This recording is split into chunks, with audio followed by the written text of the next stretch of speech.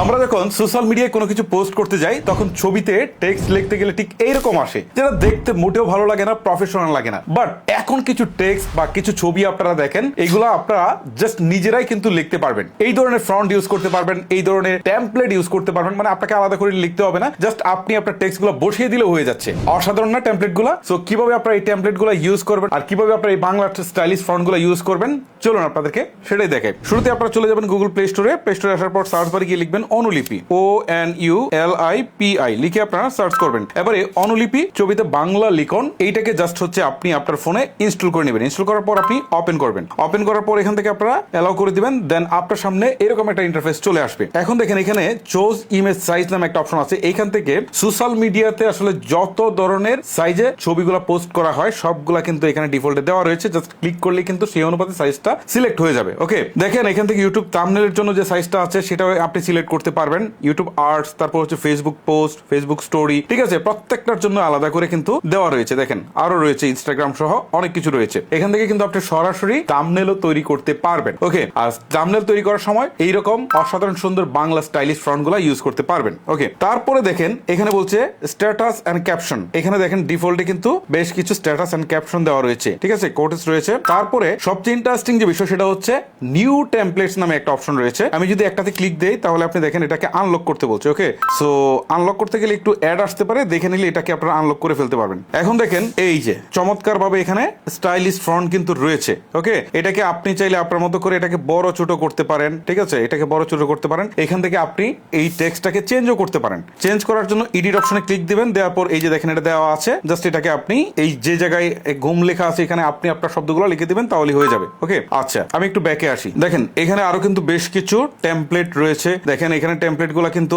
আরবি টেমপ্লেট রয়েছে। সো এই টেমপ্লেট গুলো আপনারা কিন্তু ডিফল্টে দেওয়া রয়েছে, আপনারা কিন্তু এইগুলো ইউজ করতে পারেন। মানে ছবিগুলো আর আপনার আলাদা করে কালেক্ট করতে হচ্ছে না। ওকে, দেখেন অসংখ্য ছবি রয়েছে। মোর ইমেজে ক্লিক দিলে আপনি আরো দেখতে পারবেন। তারপর উপরের দিকে ক্যাটাগরি রয়েছে, এখান থেকে কিন্তু আপনারা বেশ কিছু ক্যাটাগরি পাবেন, যেমন গ্রেডিয়ান্ট, নাইট, তারপর হচ্ছে অ্যানিমেল, ওকে, সো ইসলামিক, সো অনেক কিছুই কিন্তু আপনারা পেয়ে যাবেন। এখন যেহেতু রমজান মাস চলছে, সো আমরা ইসলামিক একটা সিলেক্ট করি। ধরেন এটা সিলেক্ট করলাম। সিলেক্ট করার পর এটা চাইলে আপনি ক্রপ করতে পারেন, না চাইলে ডন্ট ক্রপে দিয়ে দিবেন। আর যদি টেক্সট লিখতে চান তাহলে কিন্তু এখান থেকে আপনার টেক্সটগুলো লিখতে পারেন। এই যে দেখেন এখানে টেক্সট লিখুন শব্দটা আসছে, এখানে এডিটে ক্লিক দিবেন নিচের দিকে। এবার আপনি যেটা লিখতে চান সেটা এখান থেকে লিখে ফেলবেন। দেখেন আমি একটা টেক্সট লিখে ফেলেছি, এখন এটাকে আমি ডান করে দিই। এখন এটাকে আমি আমার ইচ্ছা মতো কোনো একটা জায়গায় সুন্দর করে বসিয়ে দিতে পারি। আমি চাইলে কিন্তু এই ফ্রন্ট অপশনে ক্লিক দিয়ে এখান থেকে যে স্টাইলিশ ফ্রন্টগুলো রয়েছে সেগুলো কিন্তু আমরা ইউজ করতে পারি, ঠিক আছে, যে কোনো একটা ইউজ করতে পারি। সো এখানে দেখেন অসংখ্য কিন্তু স্টাইলিশ ফ্রন্ট রয়েছে, বাংলা ফ্রন্ট, যেগুলো সহসা কিন্তু আমরা পাই না, এখানে কিন্তু আমরা পাচ্ছি। ওকে, তারপর এখান থেকে ফ্রন্ট সাইজ রয়েছে, এটাকে আপনি বড় ছোট করতে পারবেন। কালার চাইলে কিন্তু আপনি আপনার মতো করে চেঞ্জ করতে পারবেন। এখানে অসংখ্য কালার রয়েছে, আপনি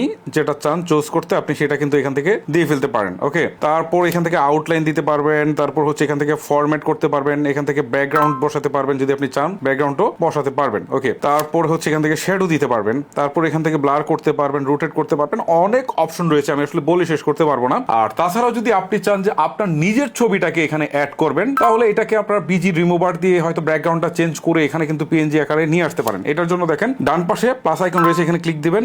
অ্যাড টেক্সট, এটা তো আমরা দেখাইলাম, জাস্ট হচ্ছে অ্যাড ইমেজ, এখানে ক্লিক দিলে কিন্তু আপনি আপনার ছবিটা এই যে চাইলে এখান থেকে গ্যালারি থেকে নিয়ে আসতে পারেন। আমি আপনাদেরকে দেখাচ্ছি, দেখেন গ্যালারি থেকে একটা ছবি নিয়ে আসতে পারেন। ধরেন আমি এই ছবিটা নিয়ে আসলাম, এটাকে আমি কোনো প্রকার ক্রপ ছাড়াই নিয়ে আসলাম। ওকে, এটাকে আমি আমার মতো কোনো একটা পজিশনে বসিয়ে দিতে পারবো। তবে এইটা বেশি সুন্দর হয় যদি আমরা বিজি রিমুভ থেকে ব্যাকগ্রাউন্ডটা রিমুভ করে নিয়ে আসি, তখন জিনিসটাকে আরো বেশি সুন্দর করে আমরা এটাকে বসাতে পারবো। ওকে, জাস্ট এখন আপনাদের বোঝানোর সুবিধার্থে এই কাজটুকু করছি। তারপরে দেখেন আমি যদি আবার ওই প্লাস আইকনে ক্লিক দিয়ে এখান থেকে স্টিকার অ্যাড করতে পারবো। এই যে এখান থেকে কিন্তু প্রচুর স্টিকার রয়েছে বিভিন্ন ক্যাটাগরি ওয়াইজ, আমি কিন্তু সেই স্টিকার গুলো ইউজ করতে পারবো। ওকে, দেখেন আমি একটা স্টিকার বসাই, যেগুলো হচ্ছে আপনার পোস্টটাকে আরো অনেক বেশি গর্জিয়াস করে তুলবে। এটাকে বড় ছোট করে কোনো একটা পজিশনে আমি বসাতে পারি। তারপরে প্লাস আইকনে ক্লিক দিলে আরো দেখেন শেপ আছে, বিভিন্ন ধরনের শেপ বসাতে পারি, কোটেস গুলো বসাতে পারি। এখানে অনেক অপশন আসলে রয়েছে। সো আরেকটা মজার বিষয় হচ্ছে যে এই অ্যাপসে কিন্তু আপনারা এই যে লেয়ার অপশনটাতে ক্লিক দিলে দেখতে পারবেন যে প্রত্যেকটা আলাদা আলাদা লেয়ারে কিন্তু এখানে জমা হচ্ছে। তার মানে এখানে একটা প্রফেশনাল একটা ভাইব আছে। সো এখান থেকে আপনারা টেমপ্লেট গুলো নিয়ে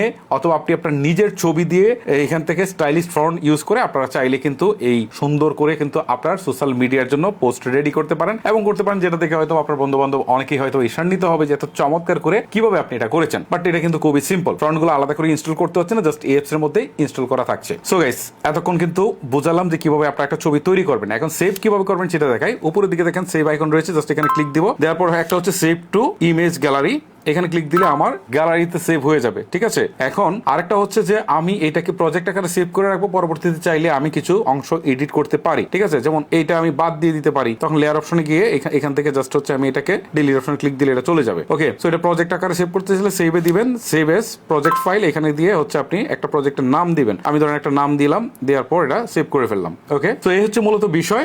সো এইভাবে আপনারা এই ছোট্ট অ্যাপসটা থেকে কিন্তু আপনারা প্রফেশনাল মানের পোস্ট রেডি করার জন্য কিন্তু আপনারা অনেক টেমপ্লেট কিন্তু আপনারা পেয়ে যাচ্ছেন। গাইস, ভিডিওটা লেন্দি করছি না, এখানে শেষ করছি। আপনাদের সাথে এরকম প্রয়োজনীয় ভিডিও নিয়ে দেখা হবে। আজকের মতো আমি হিমেল বিদায় নিচ্ছি। আল্লাহ হাফেজ।